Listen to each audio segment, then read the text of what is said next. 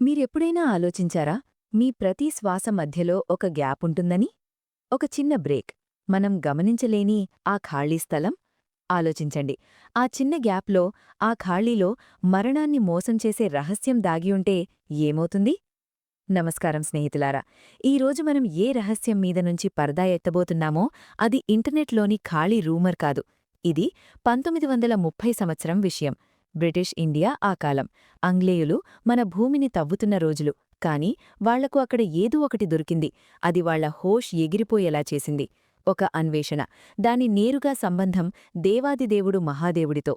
ఈ కథ ప్రారంభమవుతుంది 12 డిసెంబర్ 1930న. స్థలం హిమాలయాల ఒడిలో దాగి ఉన్న ఒక అజ్ఞాత ప్రాంతం. అక్కడ కొందరు బ్రిటిష్ ఆర్కియాలజిస్టులు పురాతన సంస్కృతుల కోసం వెతుకుతున్నారు. వాళ్లకు బంగారం దొరుకుతుందని, వెండి దొరుకుతుందని, లేదా పాద ఆలయం దొరుకుతుందని అనిపించింది. కానీ వాళ్లకు దొరికింది అవన్నీ కంటే చాలా విలువైనది మరియు చాలా ప్రమాదకరమైనది. వాళ్లకు ఒక మూసి ఉన్న సందూకం దొరికింది. ఆ సందూకం లోపల చర్మంపై పాత పేజీలపై రాసిన ఒక పాండులిపి ఉంది. ఇది సంస్కృత భాషలో ఉంది, కాని రాసిన విధానం చాలా భిన్నంగా ఉంది. దాన్ని డీకోడ్ చేసినప్పుడు తెలిసింది అది సాధారణ పూజాపాఠాల పుస్తకం కాదు. ఆ డాక్యుమెంట్కు పేరు పెట్టారు ద బ్రెత్ కోడ్, అంటే శ్వాస కోడ్. ఆ డాక్యుమెంట్ మొదటి లైన్ చాలా భయానకంగా ఉంది. చదివిన వాళ్ల రోమాలు నిక్కబుడుచుకుంటాయి. అందులో రాసి ఉంది, మనిషి తన శ్వాసల సంఖ్య తీసుకొని పుట్టాడు. కాని ఈ కోడ్ తెలిసినవాడు తన సంఖ్యను ఆపేసి కాలాన్ని కూడా ఓడించగలడు. స్నేహితులారా, మనందరికీ తెలుసు, శివుడే మహాకాలుడు. ఆయన కాలానికి అతీతుడు. కాని శివుడు తన భక్తుల కోసం మనిషి శరీరంలోనే అమరత్వానికి ఒక స్విచ్ పెట్టాడా? 1930లో దొరికిన ఆ డాక్యుమెంట్ అదే దావా చేస్తోంది. కాని ప్రశ్న ఇది నిజమైతే ఈ రోజు వరకు మనకు ఎందుకు చెప్పలేదు? ఎందుకు ఆ డాక్యుమెంట్ దొరికిన వెంటనే దాన్ని టాప్ సీక్రెట్గా ప్రకటించారు? మరియు అతిపెద్ద విషయం, ఈరోజు ఆ డాక్యుమెంట్ ఎక్కడుంది? ఆ కాలం రికార్డులు చెబుతున్నాయి, ఆ టీంలో ఒక భారతీయ పండితుడు కూడా ఉన్నాడు. ఆయన పేరు పండిత్ రామశరణ్. పండిత్ రామశరణ్ ఆ టెక్స్ట్ చదివినప్పుడు ఆయనకు అర్థమైంది, ఇది విజ్ఞాన భైరవ తంత్రం యొక్క ఒక కోల్పోయిన భాగం. ఇది ఆ భాగం. దీనిలో శ్వాస తీసుకోవడం గురించి ఒక అలాంటి టెక్నిక్ చెప్పబడింది. సాధారణ మనిషి కూడా నేర్చుకుంటే అతని శరీరం ఎనర్జీ పవర్ హౌస్ అవుతుంది. దాన్ని జబ్బు ఏమీ కాదు, వృద్ధాప్యం కూడా తాకలేదు. దీన్ని జాగ్రత్తగా వినండి, ఎందుకంటే ఇప్పుడు కొంచెం టెక్నికల్ మరియు స్పిరిచువల్ అవుతుంది. మన శరీరంలో 72,000 నాడులుంటాయి. ఇవి విద్యుత్ తీగల్లా ఉంటాయి. వాటిలో మన లైఫ్ ఎనర్జీ, అంటే ప్రాణం పరుగెడుతుంది. 1930 ఆ డాక్యుమెంట్లో రాసి ఉంది, సాధారణ మనిషి తప్పుగా శ్వాస తీసుకుంటాడు. మనం కేవలం ఊపిరితిత్తుల ఎగువ భాగాన్ని మాత్రమే ఉపయోగిస్తాము. కాని అందులో ఒక కోడుంది, ఒక ప్యాటర్న్ ఉంది. ఉదాహరణకు 4 సెకండ్లు శ్వాస తీసుకోవడం, 16 సెకండ్లు ఆపి ఉంచడం, మరియు 8 సెకండ్లలో వదలడం. ఇది కేవలం ఒక ఉదాహరణ మాత్రమే, కాని నిజమైన కోడ్ దీనికంటే చాలా లోతైనది. అందులో చెప్పబడింది ఎలా తన శ్వాస రిథంను శివుని డమరుకం రిథంతో కలపాలి. చెప్పబడుతుంది, పండిట్ రామశరణ్ ఈ కోడ్ను తనపై ప్రయత్నించినప్పుడు వాళ్లతో చాలా వింతైన సంఘటనలు జరగడం మొదలయ్యాయి. వాళ్ల ఆకలి, దాహం పోయాయి. వాళ్ల ముఖంపై అలాంటి తేజస్సు వచ్చింది, ప్రజలు వాళ్ల వైపు చూడలేకపోయారు. ఆ బ్రిటిష్ ఆఫీసర్లు భయపడ్డారు. వాళ్లకు అనిపించింది, ఇది ఏదో కాలాజాదు. కాని స్నేహితులారా, ఇది జాదు కాదు, ఇది బయో ఎనర్జీ. ఆ విజ్ఞానం ఈరోజు క్వాంటం ఫిజిక్స్ అర్థం చేసుకోవడానికి ప్రయత్నిస్తోంది. శివుడు ఈ బ్రహ్మాండం యొక్క అతిపెద్ద ఎనర్జీ. ఆయన మన శరీరాన్ని కూడా ఆ ఎనర్జీతోనే సృష్టించాడు. కేవలం మనకు ఆ పాస్వర్డ్ తెలీదు, మరియు ఆ పాస్వర్డ్ మన శ్వాస. అప్పుడు ఆ డాక్యుమెంట్లో ఏమి రాసి ఉంది? ఏది ప్రపంచం ముందు ఎప్పుడూ రాలేదు? అందులో రాసి ఉంది, మరణం ఒక భ్రమ. శరీరం మారుతుంది, కాని శ్వాస మధ్యలోని శూన్యస్థితిలో జీవించడం నేర్చుకున్నవాడు సమయాన్ని ఆపగలడు. ఆలోచించండి, సమయాన్ని ఆపడం, ఇది సాధ్యమేనా? ఇప్పుడు నేను మిమ్మల్ని ఆ సంఘటన వైపు తీసుకెళ్తాను, ఏది అంతా మార్చేసింది. ఆ రాత్రి క్యాంప్లో ఒక వింతైన నిశ్శబ్దం ఉంది. తేదీ 14 డిసెంబర్ 1930. మేజర్ స్టీవెన్స్ ఆ బ్రిటిష్ టీంను లీడ్ చేస్తున్నాడు. ఆయన చూశాడు, పండిత్ రామశరణ్ తన టెంట్లో లేరు. ఆయన బయట కొండచిట్టపై కూర్చుని ఉన్నారు. ఉష్ణోగ్రత మైనస్లో ఉంది, కాని రామశరణ్ శరీరంపై చెమట చుక్కలు ఉన్నాయి. మేజర్ స్టీవెన్స్ తన గన్ తీసుకుని వాళ్ల దగ్గరకు వెళ్లాడు. ఆయనకు అనిపించింది, ఈ భారతీయుడు ఆ విలువైన డాక్యుమెంట్ తీసుకుని పారిపోతున్నాడు. స్టీవెన్స్ అరిచాడు, పండిట్, ఆ ఫైల్ ఎక్కడా? కాని పండిట్ రామశరణ్ ఏ సమాధానమివ్వలేదు. ఆయన ఒక అలాంటి లోతైన సమాధిలో ఉన్నారు, బయట శబ్దాలు చేరవు. స్టీవెన్స్ కోపంలో వాళ్ల భుజంపై చెయ్యి పెట్టాడు. మరియు స్నేహితులారా, ఇక్కడే జరిగింది ఏది విజ్ఞాన నియమాలను బద్దకొట్టేది. మేజర్ వాళ్లను తాకిన వెంటనే ఆయనకు విద్యుత్ షాక్ లాంటి బలమైన జర్క్ తగిలింది. ఆయన కొన్ని అడుగుల దూరంలో పడిపోయారు. ఇది 220 వోల్ట్ కరెంట్ కాదు, ఇది బయో ఎలక్ట్రిసిటీ. ఆ ఎనర్జీ ఏది ఆ శ్వాసకోడ్ అభ్యాసం వల్ల పండిట్జీ శరీరంలో ఉత్పన్నమవుతోంది. ఆ సమయంలో పండిత్ రామశరణ్ తన కళ్ళు తెరిచారు. వాళ్ల కళ్లలో సాధువుల్లో ఉండే శాంతి కాదు, ఒక అగ్ని ఉంది, రుద్రుని అగ్ని. ఆయన స్టీవెన్స్ వైపు చూసి కేవలం ఒక లైన్ చెప్పాడు, "నువ్వు కాగితాలు దొంగిలించవచ్చు మేజర్, కాని ఆ శ్వాసను ఎలా దొంగిలిస్తావు? ఏది గాలిలో కాదు, నీలోనే శూన్యంలో దాగి ఉంది." మరుసటి రోజు ఆ డాక్యుమెంట్ అదృశ్యమయ్యాయి. బ్రిటిష్ రికార్డులు చెబుతున్నాయి, ఆ ఫైల్ కాలిపోయింది. కాని నిజం వేరు. చెప్పబడుతుంది, ఆ ఫైల్ను సీక్రెట్ సర్వీస్ స్వాధీనం చేసుకుని లండన్కు పంపారు. ఎందుకు?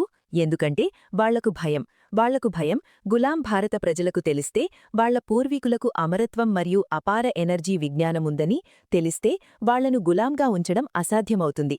ఆలోచించండి, ఒక అలాంటి మనిషి, ఆకలి దాహం లేనివాడు, అలసట లేనివాడు మరియు మెదడు సూపర్ కంప్యూటర్ కంటే వేగంగా పనిచేసేవాడు. ఎవడైనా అతన్ని సంకెళ్లలో బంధించగలడా? కాదు.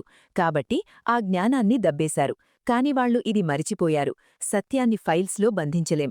ఆ జ్ఞానం ఈరోజు కూడా హిమాలయాల గుహల్లో గూంజుతోంది. మరియు ఈరోజు నేను మీకు ఆ కోడ్ ఆ భాగం చెప్పబోతున్నాను. ఇప్పుడు చాలా జాగ్రత్తగా వినండి. మన శరీరంలో శ్వాస తీసుకోవడానికి 2 మార్గాలున్నాయి. ఎడమ మరియు కుడి, అంటే ఇడ మరియు పింగళ. ఎడమ నాసిక అంటే చంద్రస్వర, ఏది శరీరాన్ని చల్లగా ఉంచుతుంది. మరియు కుడి నాసిక అంటే సూర్యస్వర, ఏది శరీరంలో వేడి మరియు ఎనర్జీ ఉత్పన్నం చేస్తుంది. సాధారణ మనిషి ప్రసమ్య ఏమిటంటే, తన శ్వాసలు ఏ కంట్రోల్ లేకుండా నడుస్తాయి. కొన్నిసార్లు ఎడమస్వర నడుస్తుంది, కొన్నిసార్లు కుడి. మనం కేవలం జీవిస్తున్నాం, శ్వాస తీసుకోవడం కాదు. కాని 1930 ఆ డాక్యుమెంట్లో సుషుమ్న నాడిని జాగృతం చేసే కోడుంది. సుషుమ్న, అది సెంట్రల్ లైన్, ఏది మన వెన్నుపుక్క మధ్యలో నుంచి నేరుగా మెదడు వరకు వెళ్తుంది. మహాదేవుని త్రిశూలం చూశారా మీరు?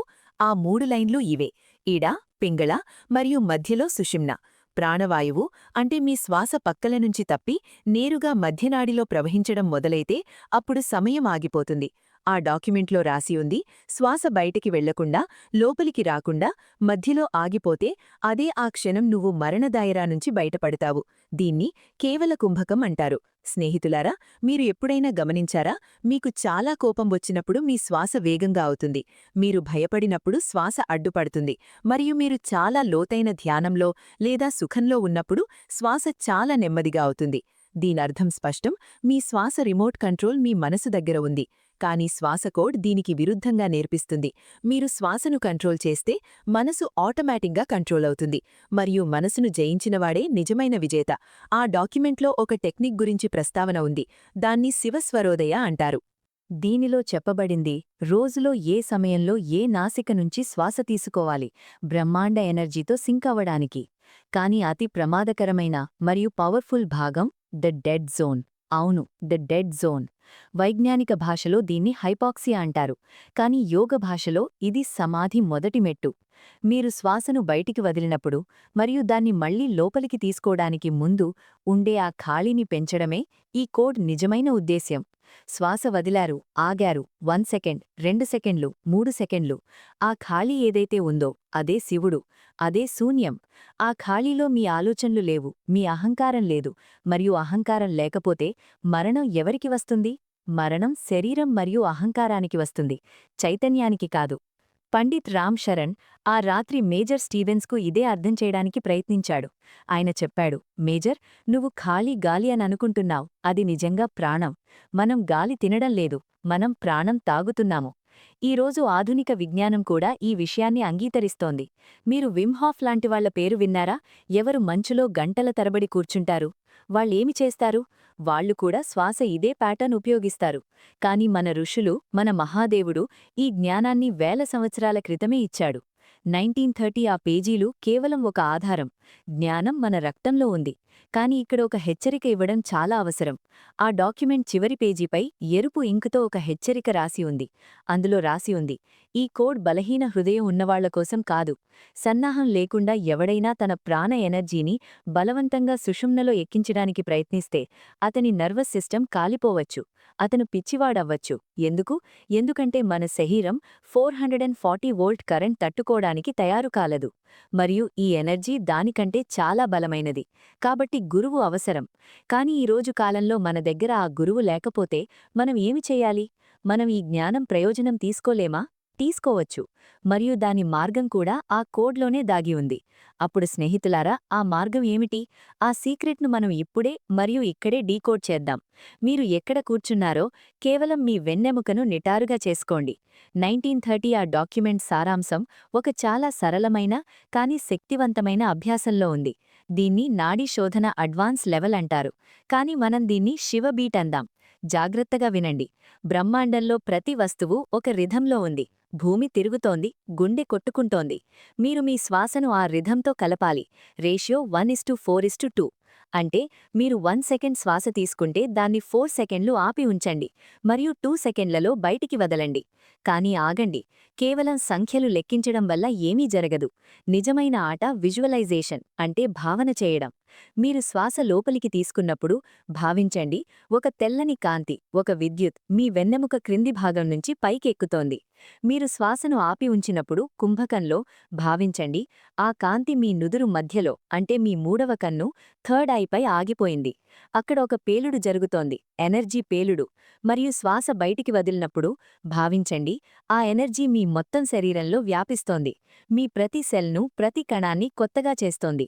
1930లో దొరికిన ఆ కాగితంలో రాసి ఉంది, ఎవడైనా ప్రతిరోజు బ్రహ్మముహూర్తంలో, అంటే ఉదయం 3-5 లోపు ఈ కోడ్ అభ్యాసం 21 నిమిషాలు చేస్తే 40 డేస్లో అతని DNA మారడం మొదలవుతుంది. అతని వయస్సు ఆగిపోతుంది. అతని ముఖంపై ఆ ఓజస్సు వస్తుంది. దాన్ని చూసి అడవి జంతువులు కూడా శాంతపడతాయి.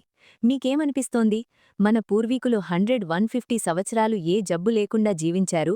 అదేదో జాదూ ఏమిటా? కాదు, అది ఇదే విజ్ఞానం. వాళ్ళు తమ శ్వాసల్ను ఖర్చు చెయ్యరు. వాళ్ళు వాటిని ఇన్వెస్ట్ చేస్తారు. తాబేలు ఒక నిమిషంలో కేవలం 4 సార్లు శ్వాస తీసుకుంటుంది మరియు అది 300 ఇయర్స్ జీవిస్తుంది. కుక్క ఒక నిమిషంలో 24 సార్లు శ్వాస తీసుకుంటుంది మరియు అది కేవలం 10-12 ఇయర్స్ జీవిస్తుంది. గణితం చాలా సరళం స్నేహితులారా. ఎంత తక్కువ మరియు లోతైన శ్వాస, అంత ఎక్కువ జీవితం. మహామృత్యుంజయం మంత్రం కూడా ఇదే అర్థం. మనం త్రయంబకం, అంటే 3 కళ్ళు ఉన్న శివుణ్ణి పూజిస్తాము, తాకి ఆయన మనల్ని మరణం బంధనం నుంచి అలా విడుదల చెయ్యాలి. దోసకాయ తన తీగ నుంచి ఆటోమేటిక్గా వేరవడంలా. ఈ విడుదల మరణం తర్వాత కాదు, జీవించి ఉండగానే వస్తుంది. మరియు ఈ విడుదలకి మీ నాసిక క్రిందే నడుస్తోంది. దాన్ని మీరు ఇప్పుడు భావించవచ్చు. కాని 1930 ఆ కథ ముగింపేమిటి? పండిత్ రామ్ శరణ్ పట్టుబడ్డారా, లేక అదృశ్యమయ్యారా? కథ ముగింపు ఆంగ్లేయులు అనుకున్నట్టు కాలేదు. ఆ రాత్రి తర్వాత పండిత్ రామ్ శరణ్ ఎవ్వరికీ కనిపించలేదు. మీజర్ స్టీవెన్స్ మొత్తం కొండను వెతికాడు, కాని అక్కడ కాళి ముద్రలు కూడా లేవు. కేవలం ఒక వస్తువు దొరికింది. ఆ రాతిపై ఏది పండిట్జీ కూర్చున్నారో అక్కడ రాతిపై ఏదో చెక్కి ఉంది. అది ఏ పేరు కాదు, ఏ మ్యాప్ కాదు. అది సంస్కృత శ్లోకం. నహం దేహో నదీయాని శివోహం శివోహం. అంటే నేను ఈ శరీరం కాదు, నేను ఈ ఇంద్రియాలు కాదు, నేనే శివుడు, నేనే ఆ అనంత ఎనర్జీ. మేజర్ స్టీవెన్స్ తన డైరీలో రాస్తాడు, ఆ సంఘటన తర్వాత అతని జీవితం మారిపోయింది. ఆయన తన ఉద్యోగం వదిలేసి భారతంలోని ఉండి యోగాన్ని అర్థం చేసుకోవడానికి ప్రయత్నించాడు. ఆయనకి అర్థమైంది, ప్రపంచం వెతుకుతున్న సూపర్ వెపన్ ఏదైనా సందూకంలో కాదు, మనిషి లోపల ఉంది. స్నేహితులారా, ద బ్రెత్ కోడ్ లేదా శ్వాస కోడ్ ఏ పుస్తకం కాదు, దాన్ని చదివి రట్టు చేస్తే అవుతుంది అని. ఇది ఒక అనుభవం.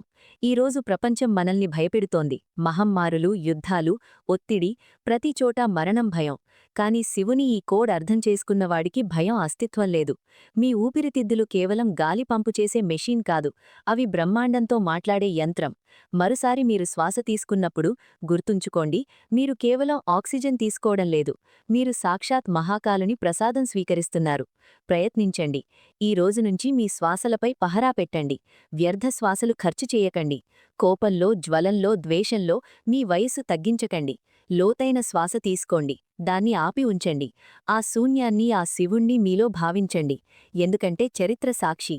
డాక్యుమెంట్లు కాల్చవచ్చు, దాచవచ్చు, కాని మీలో ధడక్కవుతున్న సత్యాన్ని ప్రపంచంలో ఏ శక్తి కూడా చెరపలేదు. మీరు సిద్ధమా మీ శ్వాసల కోడ్ను అన్లాక్ చేయడానికి? మీరు సిద్ధమా మీలోని శివునితో కలవడానికి? అవును అయితే కామెంట్లో పూర్తి ఉత్సాహం మరియు ఎనర్జీతో రాయండి, హరహర మహాదేవ్. మరియు మీరు ఈ టెక్నిక్ ప్రాక్టికల్ స్టెప్స్పై ఒక వేరే వీడియో చేయమని కోరింటే అది కూడా మాకు తప్పక చెప్పండి. ఈ వీడియోను ఆ వ్యక్తులతో షేర్ చేయండి, వాళ్లను మీరు కోల్పోవడం ఇష్టం లేకుండా. ఎందుకంటే ఈ జ్ఞానమే నిజమైన సంజీవని. మరో వీడియోలో మరో దాగిన సత్యంతో కలుద్దాం. అప్పటివరకు మీ శ్వాసల జాగ్రత్త తీసుకోండి. జై మహాకాల్.